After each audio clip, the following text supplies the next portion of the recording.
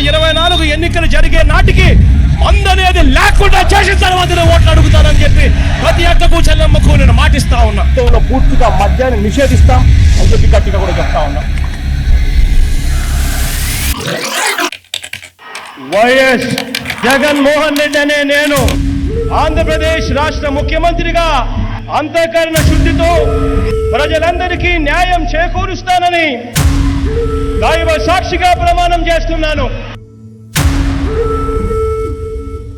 ఏపీలో నేటి నుంచి కొత్త మద్యం పాలసీ అందుబాటులోకి వస్తోంది.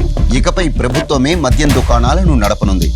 Inputs were picking up. Andhra Pradesh government has also now decided to increase alcohol prices by 50%.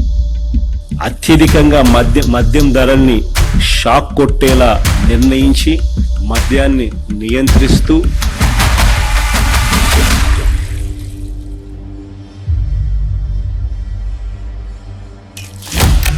ముంబైని గడగడలాడించిన mafia డాన్లు Haji Mastan, Karim లాలా, దావూద్ ఇబ్రహీం ముఠాలు పారిశ్రామికవేత్తలను, వ్యాపారులను, ప్రముఖులను బెదిరించి సొమ్ములు దండుకునేవి. సరిగ్గా అలాంటి లక్షణాలే గంపగుత్తగా పుణికి పుచ్చుకున్న అతి ప్రమాదకరమైన ముఠానే గత వైకాపా ప్రభుత్వంలో మద్యం మాఫియా ముఠా. 2019 ఎన్నికల మేనిఫెస్టోలో జగన్ సంపూర్ణ మద్యపాన నిషేధం చేస్తానని అక్కా చెల్లెమ్మలను మభ్యపెట్టి వాళ్ల ఓట్లు దండుకొని అధికారంలోకి వచ్చిన జగన్ ఇచ్చిన వాగ్దానాన్ని తుంగలో తొక్కి తమ వ్యక్తిగత స్వార్థం కోసం ఏకంగా రాష్ట్ర మద్యం పాలసీని మార్చేశాడు. మద్యాన్ని నియంత్రించి కుటుంబాల్లో ఆనందాన్ని నింపే విధంగా కూడా మద్యాన్ని నియంత్రిస్తూ అక్క చెల్లెమ్మలకు తోడుగా ఉండే ప్రయత్నం చేస్తా ఉన్న ప్రభుత్వం కూడా మనదే అని చెప్పి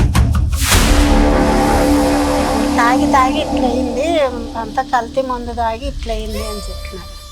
జగన్మోహన్ రెడ్డి అనంతపురంలో చూపించింటే అట్లా చెప్పినాడు. మా ఆయన చనిపోయే సంవత్సరం అయిపోయింది సార్. ఎట్లా చనిపోయినాడంటే ఏం చెప్పుకోవాలా నేను. కల్తీ కాకపోతే పేగులు ఎందుకు బొగ్గు మాట్లాడండి.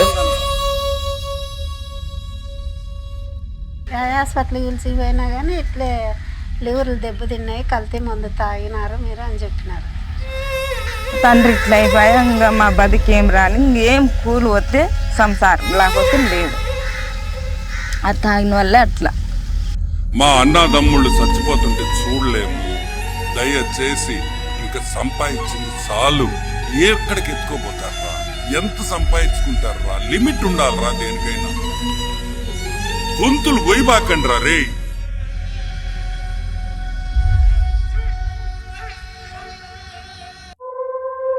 నీచమైన నాణ్యత లేని కల్తీ మద్యాన్ని జనానికి అమ్మి వాళ్ల ఆరోగ్యంతో చెలగాటమాడి 1000 కోట్లు దోచుకున్నాడు.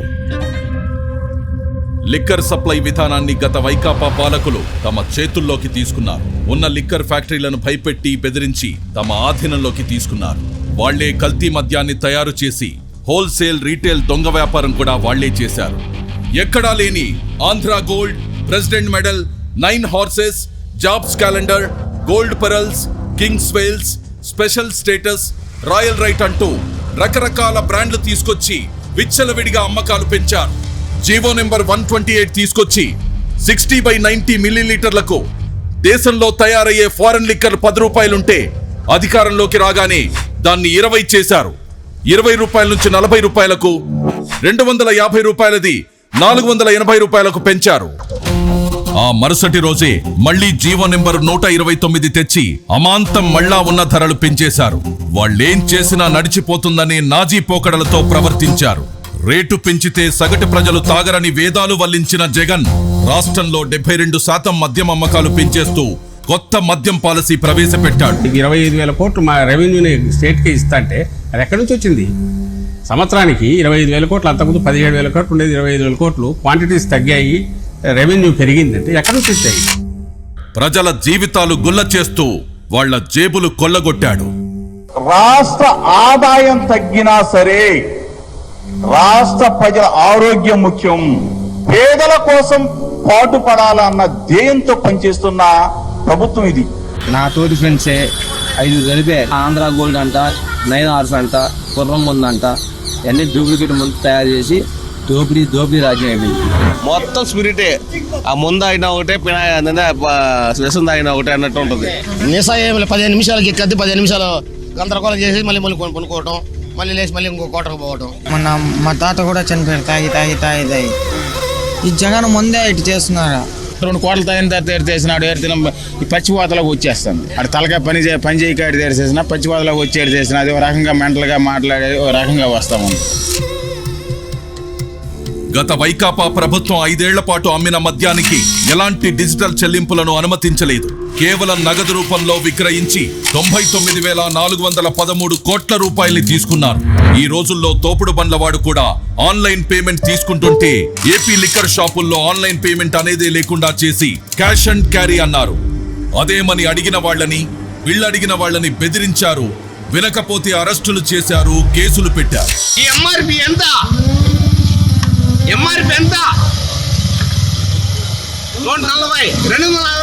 నిన్నేంటండి నిన్న చిత్తూరు జిల్లాలో శ్రీ ప్రతాప్ మద్యం రేట్లు ఎట్లా పెట్టాడు ముఖ్యమంత్రి గారు, ఎందుకు ఇలా అందరూ ఉసురు పోసుకుంటున్నాడు ముఖ్యమంత్రి గారిని అంటే, వాడిని ఇష్టం వచ్చినట్టుగా కొట్టి, వాడిని అవమానించి, వాడిని ఇచ్చేసి, వాడిని కుటుంబాన్ని ఇచ్చి వెంటాడి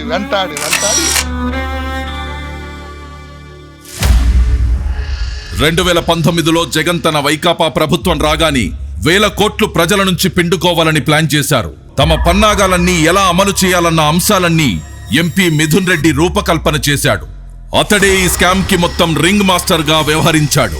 అప్పటి బెవరేజెస్ కార్పొరేషన్ లో అసిస్టెంట్ కమిషనర్ గా ఉన్న సత్యప్రసాద్ ని ఈ కుట్రకి పావుగా వాడుకున్నారు. ముడుపుల దందాపై చర్చించేందుకు సత్యప్రసాద్ ని 2019 అక్టోబర్ 10న తమ నివాసానికి పిలిపించుకొని మద్యం సిండికేట్ కోసం తమకు అనుకూలంగా పనిచేయాలని ఆదేశించారు. ప్రతిఫలంగా ఆయనకు 2023లో IAS పదోన్నతి ఇస్తామని ఆశ చూపించారు. దానికి లొంగిపోయిన సత్యప్రసాద్ రెండో మీటింగ్ కి గాను 13/10/2019న డిస్టిలరీస్ నుంచి నెలసరి ముడుపులు ఎలా వసూలు చేయాలి అన్న అంశాలపై కీలక చర్చ జరిగింది. మద్యం అమ్మకాల బేస్ ధరపై కనీసం 12% కమిషన్ వసూలు చేయాలని ఎంపీ మిథున్ రెడ్డి ప్రతిపాదించాడు. తన ప్లాన్ పక్కాగా అమలు చేసేందుకు సత్యప్రసాద్, వాసుదేవరెడ్డిలకు కొన్ని మార్గదర్శకాలిచ్చారు. మద్యం అమ్మకాలకు సంబంధించి 2019కి ముందు టీడీపీ ప్రభుత్వం అమలు చేసిన ఆటోమేటిక్ విధానం తీసేయాలని, ఆ స్థానంలో మాన్యువల్ కంపెనీ విధానం తీసుకురావాలని సూచించారు. 2019వ సంవత్సరం రెండో అర్ధభాగంలో డిస్టిలరీల యాజమాన్యాలతో హైదరాబాద్ పార్క్ హయత్ హోటల్లో మద్యం కుంభకోణం రూపకర్తల్లో SPY డిస్టిలరీస్ పూర్వ డైరెక్టర్ అయిన సజ్జల శ్రీధర్ రెడ్డి ఈ సమావేశాన్ని ఏర్పాటు చేశారు. తమ ప్లాన్ కు సహకరించకపోతే మద్యం సరఫరా ఆర్డర్లు ఇవ్వబోమని బెదిరించారు. వ్యాపారం కోల్పోతామన్న భయంతో డిస్టిలరీల యజమానులు మద్యం కనీస ధరపై 12% చొప్పున ముడుపులు చెల్లించేందుకు అంగీకరించారు. కానీ లిక్కర్ సిండికేట్ దాన్ని కొన్ని రోజుల్లోనే 20% పెంచేసింది. వసూలు చేసిన ముడుపులు మొదట మద్యం పాలసీ మార్చడంలోనూ కీలక పాత్ర వహించిన రాజ్ కేసిరెడ్డి కందేవి. వాటిని అతని నుండి మిథున్ రెడ్డి, భారతీ సిమెంట్ డైరెక్టర్ జగన్ సతీమణి భారతి తరపున ఆర్థిక వ్యవహారాలు చూసే గోవిందప్ప బాలాజీకి అందజేసేవారు. వారా సొమ్మును చివరగా అప్పటి సీఎం జగన్ కందజేసేవారు. ప్రతి నెల సగటున 50 నుండి 60 కోట్ల ముడుపులు జగన్ కందేవి.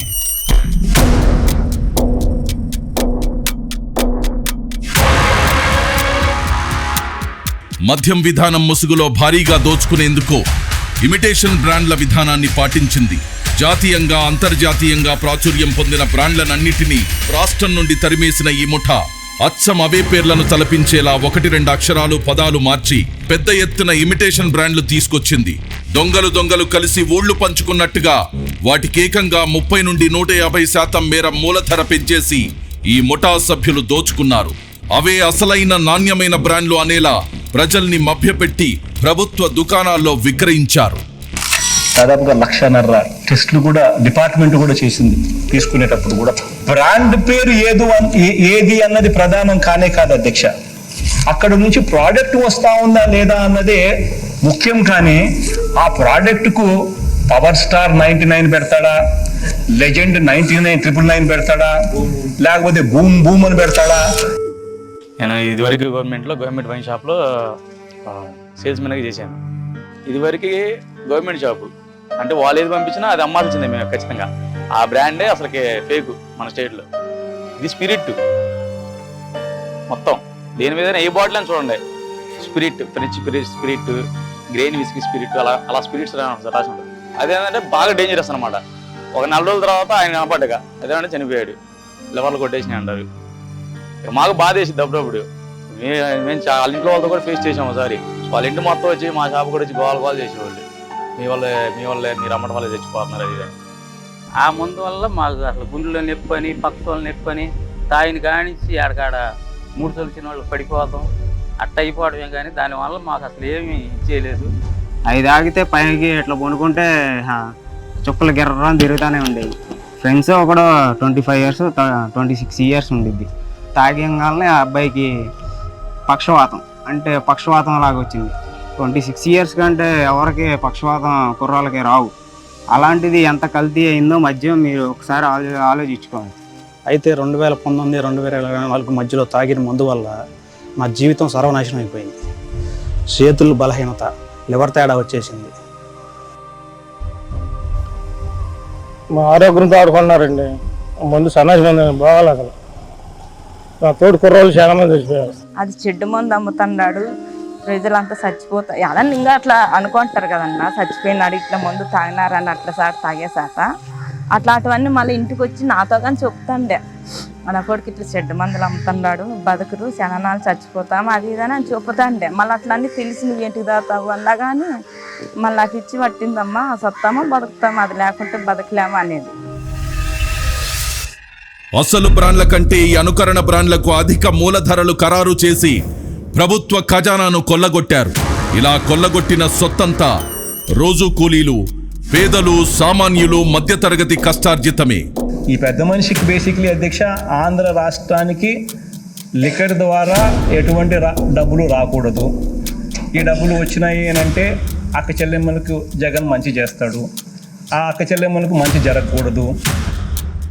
ఆ మందు అమ్మడము, ఎక్కువ తాగకుండా ఉండడం, నమ్మకుండా దూరం అయిపోయి మా కష్టాలు ఎంతో పోడుకొని పెట్టుకుని మా దగ్గర లేకుండా అయిపోయింది. ఈ మందు వల్ల మాకు నాకు చాలా బాధ ఇస్తోంది సార్. దయచేసి మందు ఎత్తైంది సార్. మాలాంటి ఆడపిల్లలు బాగా సుమంగలిగా బతుకుతారు సార్. ఇంతే సార్ మేము చెప్పగలిగినది. జనాల్ని చంపకు తినేస్తున్నాడు, హాస్పిటల్ పాలు చేస్తున్నాడు. వేరే ఏం చేసింది ఏం లేదు, వాళ్ళ ఉపయోగం ఏమీ లే. ఉన్న జనాల్లో పరాలిపోతున్నారు. ఇంకా నాకన్నా చిన్న వయసు మా అన్నదమ్ముల్లో పాప ఇంకో పాప అని ఉంది.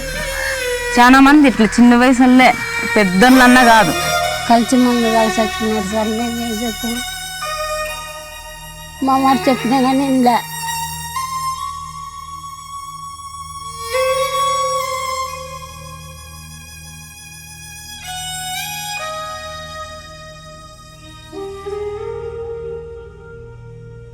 ఇక్కడెక్కడ ఒకడు చచ్చిపోయాడు, పార్క్లోనే బైపాస్ చచ్చిపోయాడు.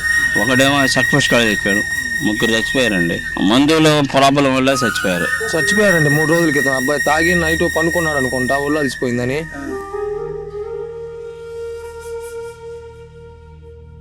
నాసిరకం మద్యాన్ని ఏరులా పారించి ప్రజల ప్రాణాలను హరించడమే గాక ఆ దోపిడి డబ్బును దాచుకోవడానికి, డిస్టలరీల నుండి ముడుపులు దండుకోవడానికి బంగారాన్ని సాధనంగా చేసుకున్నారు. డిస్టలరీల మద్యం సరఫరాదారుల నుండి 400 నుండి 1000 కోట్ల విలువైన బంగారాన్ని ముడుపులుగా తీసుకున్నారని ఒక అంచనా. బంగారం వ్యాపారులకు కమిషన్లు చెల్లించి వారి ద్వారా ముడుపుల డబ్బును మద్యం మాఫియా ముఠాకి చేరవేశారు. చివరికి ఆ బంగారం డబ్బు అంతిమ లబ్ధిదారుడైన జగన్ ప్యాలెస్ కి చేరేవి. మద్యం కుంభకోణం నిందితులతో కలిసి రాజకీయ వ్యవస్థను నేరమయం చేశారు. మద్యం ముడుపుల సొమ్ముతో కొంత మొత్తాన్ని 200 నుండి 300 కోట్లను గత సార్వత్రిక ఎన్నికల్లో ఖర్చుల కోసం వైకాపా అభ్యర్థులకు పంపిణీ చేశారు. ఆ పార్టీ నేత జగన్ కు అత్యంత సన్నిహితుడైన చెవిరెడ్డి భాస్కర్ రెడ్డి ద్వారా ప్రకాశం, చిత్తూరు, నెల్లూరు జిల్లాల్లోని అభ్యర్థులకు ఈ డబ్బును చేరవేశారు.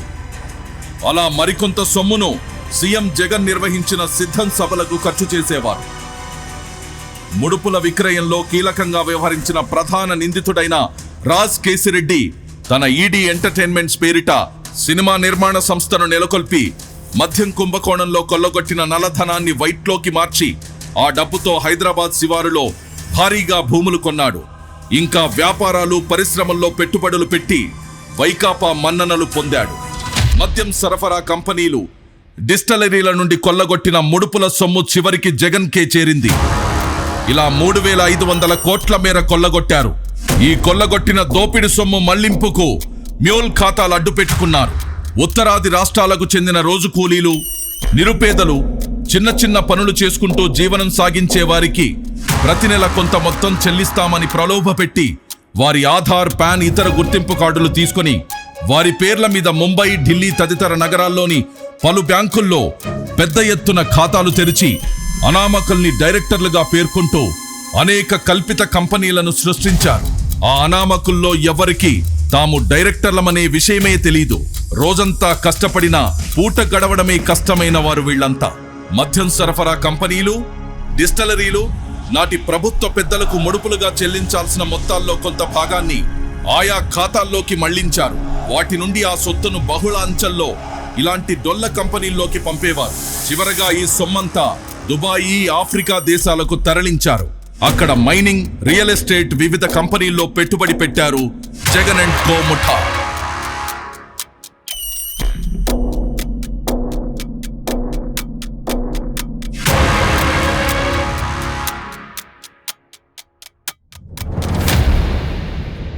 నరాలు నిర్వీర్యమై జనం వణికిపోని, కలుషితం తాగి కాలేయం కుళ్ళిపోని, మూత్రపిండాలు మలినమై కృంగిపోని, జవసత్వాలిడిగి కడకు మనిషే మట్టిలో కలిసిపోని. వాళ్లకేమక్కర్లేదు, జనమేమైపోయినా చింతలేదు. ఆ ముఠాకి ముడుపులు కావాలి, కమిషన్లతో సొంత ఖజానా నిండాలి, ప్యాలెస్లు కళకళలాడుతుండాలి. వాళ్ళు ఎవరు బయట తిరగడానికి అర్హులు కాదు. లక్షల కోట్లు మా నుంచి దోసుకొని లక్షల కోట్లు అప్పు చేసి ఎవరైతే స్కామ్ చేశారో వాళ్ళందరికీ శిక్ష పడాలి. మిగతా వాళ్ళ మందు వల్ల నష్టపోయిన వాళ్ళ జీవితాలు అందరికీ సుఖాలు, సంతోషాలు కలగాలని కోరుకుంటున్నానండి.